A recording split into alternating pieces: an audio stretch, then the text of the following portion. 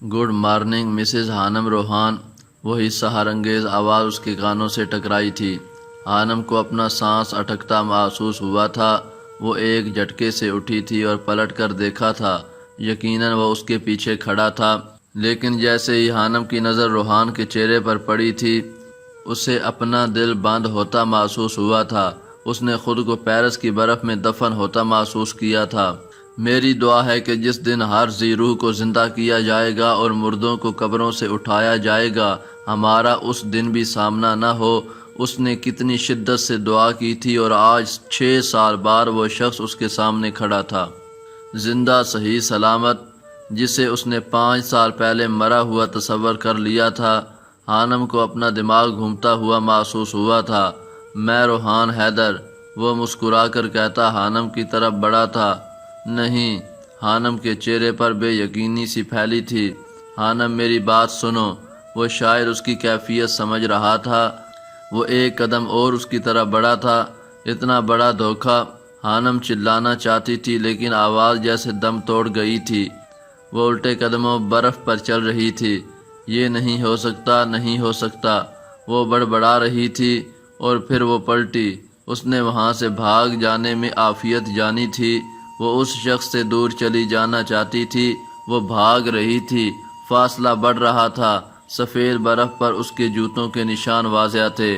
کچھ دیر بعد روحان کا سکتہ ٹوٹا تھا۔ وہ جانتا تھا ہانم کا ری ایکشن کچھ ایسا ہی ہوگا۔ جیسے ہی وہ ہوش کی دنیا میں لوٹا، ہانم کے پیچھے بھاگا تھا۔ ہانم رک جاؤ، میری بات سنو، پلیز رک جاؤ، اس نے خود کو چلاتے پایا تھا۔ ہانم اب شہر میں داخل ہو گئی تھی۔ وہ اندھوں کی طرح بھاگ رہی تھی۔ اس نے اپنے دماغ کو سن پایا تھا اور اسی پاگلوں والی حالت میں وہ دائیں طرف سے آتی ایک تیز رفتار سائیکل سے ٹکرا گئی تھی جسے ایک 17 سالہ کا لڑکا چلا رہا تھا۔ وہ نیچے گری تھی۔ ہانم نے اپنے دماغ کو گھومتا پایا تھا اور پھر اس کی آنکھوں کے سامنے اندھیرا چھا گیا تھا، اور ایسا ہی اندھیرا روحان کو اپنی زندگی میں چھاتا محسوس ہوا تھا جب اس نے ہانم کو سڑک پر گرے پایا تھا اور اس کی پیشانی سے خون نکل رہا تھا۔ ہانم! وہ پوری قوت سے چلایا تھا اور پھر تڑپ کر اس کی طرف بڑھا تھا۔ کبھی کبھی انجانے میں کی گئی غلطیاں انسان کی زندگی کا ناسور بن جاتی ہیں، جنہیں نہ کبھی بھلایا جاتا ہے اور نہ ان کی معافی دی جاتی ہے۔ کچھ ایسا ہی اس کے ساتھ بھی ہونے جا رہا تھا۔ وہ ہاسپٹل کے بیڈ پر نیم دراز اپنی اس کائنات کو دیکھ رہا تھا جس کے لیے وہ سالوں تڑپا تھا۔ کوئی اس کی تڑپ سے واقف نہیں تھا۔ اس نے بھی اندھیروں کی زندگی گزاری تھی۔ ہانم کی پیشانی پر چوٹ لگنے کے باعث گہرا زخم ہو گیا تھا جس سے خون نکلا تھا، اور کسی گہرے صدمے کی وجہ سے وہ اپنے حواس کھو بیٹھی تھی۔ وہ ہاسپٹل میں کمرے کے باہر رکھے انتظار گاہ میں رکھے صوفے پر بیٹھ چکا تھا۔ سب اس کی غلطی تھی، اسے محسوس ہو رہا تھا۔ وہ سید روحان بن حیدر جبیل جس نے دنیا میں سب سے زیادہ تکلیف اٹھائی تھی، وہ آرجے تھا۔ آرجے سے روحان جبیل کا سفر اس رات شروع ہوا تھا جس رات اس کا ایکسیڈنٹ ہوا تھا، اور سب نے اسے مرا ہوا سمجھ لیا تھا۔ ماما کہاں ہیں آپ؟ وہ تیز روشنی میں سرنگ کے اندر بھاگ رہا تھا۔ سرنگ کے دوسرے کنارے پر اسے اپنی ماں نظر آئی تھی، سیدہ عائشہ جبیل۔ وہ تڑپ کر اپنی ماں کی طرف بڑھا تھا۔ روحان بیٹا آ گئے تم؟ وہ تڑپ کر اپنی ماں کی طرف بڑھا تھا۔ روحان بیٹا آ گئے تم؟ عائشہ جبیل اسے دیکھ کر مسکرائی تھی۔ اس کی ماں اور اس کے درمیان تھوڑا سا فاصلہ رہ گیا تھا کہ روحان ایک اندیکھی دیوار سے ٹکرایا تھا جو ان کے راستے میں ان دونوں کے درمیان حائل تھی۔ ماما مجھے آپ کے پاس آنا ہے۔ وہ رو رہا تھا۔ وہ شیشے کی دیوار تھی۔ اس دیوار کے اس پار اسے اپنی ماں مسکراتی نظر آ رہی تھی۔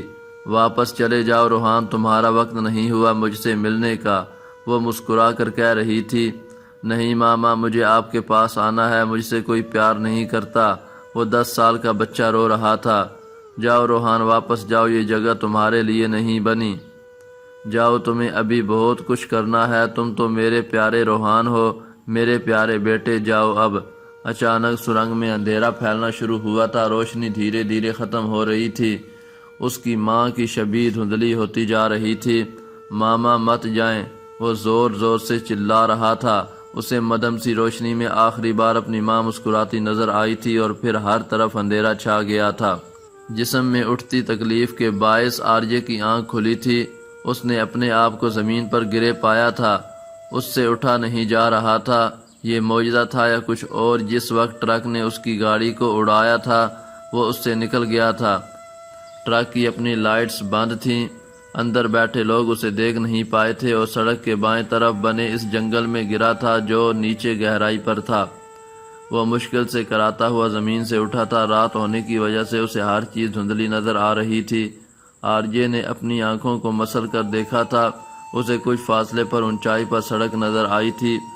وہ لنگڑاتا ہوا چل رہا تھا، شاید اس کے پاؤں کی ہڈی ٹوٹ چکی تھی۔ وہ جتنی زور سے سڑک پر اور پھر نیچے گرا تھا، یقیناً جسم کی بہت سی ہڈیاں ٹوٹ چکی ہوں گی۔ اسے اپنی گردن میں گہرا سیال مایہ بہتا محسوس ہو رہا تھا، وہ خون تھا جو اس کے سر سے نکل رہا تھا۔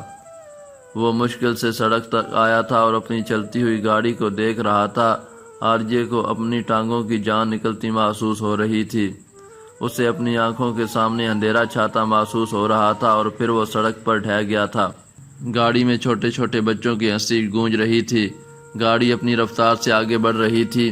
لگتا ہے بچوں کو نیند نہیں آئی آج، ڈاکٹر باسط احمد نے اپنے ساتھ والی سیٹ پر بیٹھی اپنی بیوی سے کہا تھا۔ ڈاکٹر صاحب آگے دیکھیں، اچانک مقدس یعنی ڈاکٹر باسط کی بیوی چلائی تھی۔ ڈاکٹر باسط نے گاڑی کو بریک لگایا تھا۔ انہیں سڑک کے درمیان کوئی انسان پڑا ہوا نظر آ رہا تھا۔ وہ ایک جھٹکے سے گاڑی سے باہر نکلے تھے اور پھر آرجے کی طرف بڑھے تھے۔ موبائل کی روشنی میں انہوں نے آرجے کو دیکھا تھا جو بہت ہی زخمی حالت میں تھا۔ جیسے ہی روشنی آرجے کے چہرے پر پڑی تھی، ڈاکٹر باسط کی بیوی مقدس اچھلی تھی۔ اسے کرنٹ لگا تھا۔ وہ شخص اس کا محسن تھا جو موت و حیات کی کشمکش میں پڑا تھا۔ یہ زندہ ہے، ہمیں کچھ کرنا چاہیے، ڈاکٹر باسط بولے تھے۔ یہ میرے محسن ہیں باسط صاحب، ہمیں ہر حال میں انہیں بچانا چاہیے۔ اور پھر وہ دونوں میاں بیوی اسے اپنی گاڑی میں ڈال کر لے گئے تھے، بنا یہ جانے کہ وہ کون تھا، کہاں سے تھا۔ ڈاکٹر باسط احمد شہر کی ایک معزز شخصیت تھے۔ وہ نہ صرف پاکستان کی بلکہ باہر کی دنیا میں بھی جانے جاتے تھے۔ وہ ایمبریالوجی کے میدان میں ماہر ہونے کے ساتھ ایک انٹرنیشنل اسلامک سکالر تھے۔ دنیا بھر کے مسلمان ان سے واقف تھے۔ عمر 55 سے 60 سال تھی۔ کسی زمانے میں لندن ڈاکٹریٹ کی ڈگری لینے گئے تھے۔ دل ایسا پلٹا کہ اسلامی دنیا میں ایک بڑا نام کما لیا۔ ان کی بیوی مقدس ایک 32 سالہ عورت تھی جس سے انہوں نے دوسری شادی کی تھی۔ اس رات وہ آرجے کو اٹھا کر ہاسپٹل لائے تھے جس کا نام انور تھا۔ آرجے کی حالت بہت خراب تھی، اس کے بچنے کی امید بہت کم تھی۔ پھر بھی ڈاکٹرز نے اپنی کوشش جاری رکھی۔ اس کے سر پر گہری چوٹ لگی تھی۔ 3 دن بعد آرجے کو ہوش آیا تھا۔ اس نے تھوڑی سی آنکھیں کھولی تھیں۔ اسے محسوس ہوا تھا کمرے میں اندھیرا تھا۔ اسے ہوش میں آتا دیکھ کر نرس ڈاکٹر کو بلانے بھاگی تھی۔ وہ شاید موبائل میں کوئی خبر سن رہی تھی جسے اس کمرے میں چھوڑ گئی تھی۔ موبائل پر اینکرز کسی کے مرنے کی خبر دے رہا تھا۔ ملک کا مشہور اور سب کے دلوں میں دھڑکنے والا سنگر آرجے ایک حادثے میں جاں بحق ہو چکا تھا۔ آرجے کو اپنا سانس اٹکتا محسوس ہو رہا تھا۔ وہ زندہ تھا، کیا کسی کو نظر نہیں آ رہا تھا؟ میں زندہ ہوں، وہ چلایا تھا۔ یہاں اتنا اندھیرا کیوں ہے؟ وہ چیخ رہا تھا۔ اسے اپنے جسم کے ہر جوڑ سے درد کی ایک لہر اٹھتی محسوس ہو رہی تھی۔ وہ کہاں تھا وہ خود نہیں جانتا تھا۔ یہاں اندھیرا کیوں ہے؟ کوئی ہے یہاں؟ وہ پوچھ رہا تھا اور ساتھ ساتھ اپنے ارد گرد چیزوں کو ہاتھ سے ٹٹول رہا تھا۔ ہاتھ پر لگی ڈرپ سے وہ جان چکا تھا کہ ہاسپٹل میں تھا، لیکن اس کے کمرے میں اتنا اندھیرا کیوں تھا؟ ڈاکٹر باسط اس کے کمرے کے دروازے میں ابھرے تھے۔ وہ حیرت سے پٹیوں میں جکڑے آرجے کو دیکھ رہے تھے جس کے سر اور منہ پر بھی پٹیاں لگی تھیں۔ کمرے میں بہت تیز نہ صحیح لیکن اچھی خاصی روشنی تھی۔ پھر اسے کیوں اندھیرا محسوس ہو رہا تھا؟ مجھے لگتا ہے ڈاکٹر مریض کے سر پر پیچھے کی جانب چوٹ لگنے کے باعث شاید وہ اپنی بینائی کھو چکے ہیں، ایک دوسرے ڈاکٹر نے ڈاکٹر باسط سے کہا تھا جو افسوس سے سر ہلا کر رہ گئے تھے۔ جب آرجے کو ڈاکٹروں نے بتایا تھا کہ وہ اپنی بینائی کھو چکا ہے تو اسے یقین نہیں آیا تھا۔ وہ پاگلوں کی طرح ہذیانی انداز میں چلایا تھا، وہ تو سکیننگ آئیز رکھتا تھا، ایسے کیسے وہ اندھا ہو سکتا تھا؟ جب وہ اپنی اس محرومی پر چلاتا تھا تو اسے دماغ سے درد کی ٹیسیں اٹھتی محسوس ہوتی تھیں۔ تھوڑا سا اٹھ کر ہلنے جلنے کی کوشش کرتا تھا تو جسم لرز جاتا تھا۔ میرے ساتھ ایسا نہیں ہو سکتا، میں اندھا نہیں ہو سکتا۔ وہ چلاتے چلاتے رونے لگ جاتا تھا۔ وہ آرجے جو لاکھوں دلوں کی دھڑکن تھا، وہ ہاسپٹل میں گمنام پڑا تھا، کسی کو اس کی خبر تک نہیں تھی۔ آرجے کو اپنا دل پھٹتا محسوس ہوتا تھا، جانے کتنے دن ہو گئے تھے وہ اپنے چاروں طرف اندھیرا دیکھ رہا تھا، اور اندھیروں میں جینا بہت تکلیف دہ ہوتا ہے، بہت زیادہ۔ سیدوں کی حویلی میں قیامت ٹوٹ پڑی تھی، الشام پاکستان آ گیا تھا۔ آرجے کی گاڑی سے کچھ فاصلے پر پولیس والوں کو اس کا موبائل اور والٹ ملا تھا، جس سے اس کی گاڑی کی شناخت ہوئی تھی۔ پولیس والوں کو اس کی باڈی نہیں ملی تھی، ان کے مطابق اسے جلا دیا گیا تھا گاڑی کے ساتھ ہی۔ ہشام تو پاگل ہونے کو ہو گیا تھا۔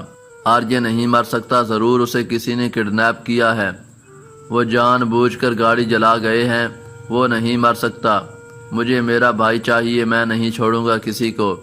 اس نے زندگی میں پہلی بار اپنا ٹیمپر لوز کیا تھا۔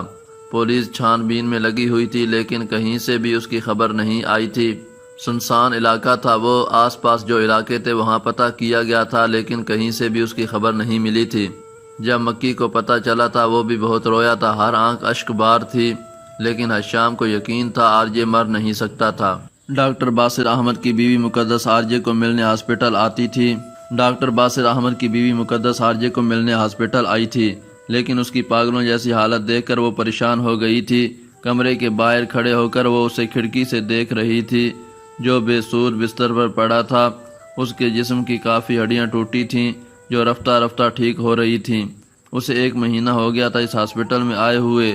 وہ بس ایک ہی بات دہراتا تھا، میرے ساتھ ایسا نہیں ہو سکتا، میں اندھا نہیں ہو سکتا، تم لوگ مذاق کر رہے ہو میرے ساتھ۔ وہ پاگلوں کی طرح چلاتا تھا۔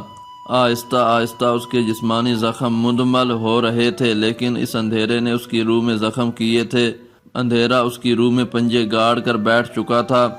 مسز مقدس باسط نم آنکھیں لیے اسے دیکھ رہی تھی۔ اسے آج بھی وہ رات یاد تھی جب وہ پیٹ بھرنے کے لیے جسم فروشی کرتی تھی، اور ایک ایسی ہی رات میں وہ مکی اور آرجے سے ملی تھی۔ مکی نے اسے گاڑی کے اندر بٹھایا تھا، لیکن آرجے نے اسے پیسے دے کر باہر نکال دیا تھا۔ وہ حیران رہ گئی تھی، اور اس روز وہ بہت روئی تھی۔ اس نے فیصلہ کیا تھا کہ وہ بھوکھی مر جائے گی، لیکن یہ گناہ دوبارہ نہیں کرے گی۔ پھر اس نے کام کرنے کی بہت کوشش کی۔ لوگوں کے گھروں میں جاتی تو وہاں کے مرد اسے ہوس بھری نگاہوں سے دیکھتے تھے۔ اتنے ہی گھروں سے وہ بنا پیسے لیے کام چھوڑ کر آئی تھی، کیونکہ وہ گناہوں کی دلدل میں مزید دھنسنا نہیں چاہتی تھی۔ اور ایک ایسے ہی دن وہ ڈاکٹر باسط احمد، جو پاکستان میں مولانا کی حیثیت سے جاننا چاہتا تھا، اس کے جلسے میں پہنچ گئی تھی۔ اس نے ڈاکٹر سے سوال کیا تھا کہ اس پر، اس کے بچوں پر خودکشی حلال ہو سکتی ہے۔ ڈاکٹر باسط اس کی بات سن کر کانپ اٹھے تھے، اور پھر اس کی زندگی کے حالات جان کر انہوں نے مقدس سے نہ صرف شادی کی تھی بلکہ اس کے بچوں کو بھی اپنایا تھا، اور مقدس اسے اپنی خوش بختی سمجھ رہی تھی۔ زخمی حالت میں آرجے انہیں ملا تھا، لیکن اس کی حالت دیکھ کر دل بہت دکھتا تھا۔